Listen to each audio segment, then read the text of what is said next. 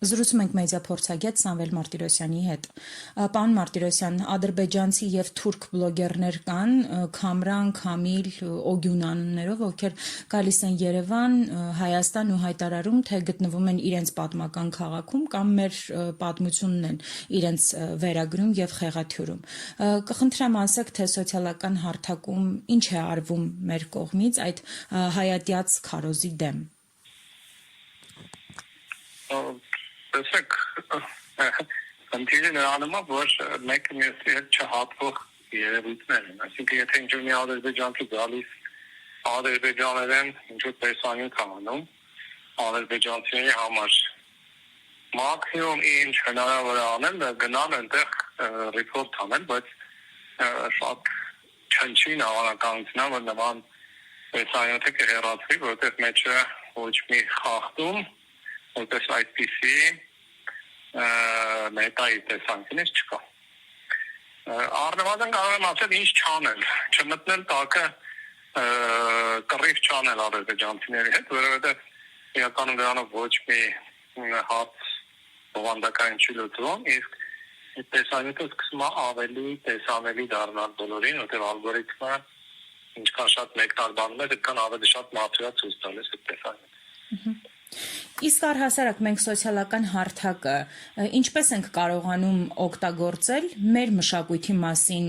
խոսելու համար, որովհետև իրենք փաստացի ավելի շատ են մերի մասին խոսում, քան մենք։ Դե շատ բարդ հարց է տալիս, որովհետև ամենաառաջինը ասեմ, որ իրականում Հայաստանում բովանդակությունը հիմնականում ստեղծվում են հայերը հայերի համար, հայերեն լեզվով, այնպես որ շատ քիչ բան է գնում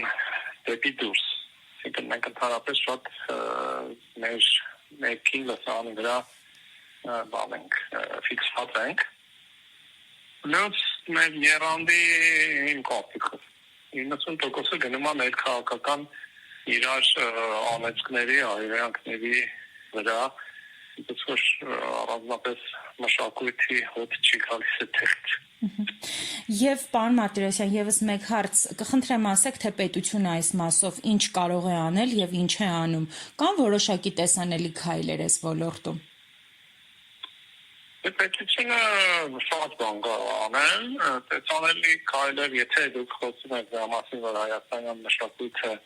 արածվի, աշխարհով մեկ, ապա այդպես լուրջ քայլեր ես առնվազն չեմ տեսնում։ Ինչ-որ բանվերաբար ինչ-որ բաներ լինում են, բայց համայնական նման գործողություններ, եթե կա ցանկություն, այդպես անելու, ենթադրում է, որ դա պետք է լինի անընդհատ process, ոչ թե ինչ-որ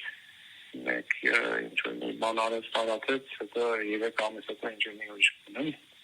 Իսկ պետական մակարդակով թշնամի պետության բլոգերների քայլերի դեմ մենք որևէ բան կարող ենք անել որպես պետություն։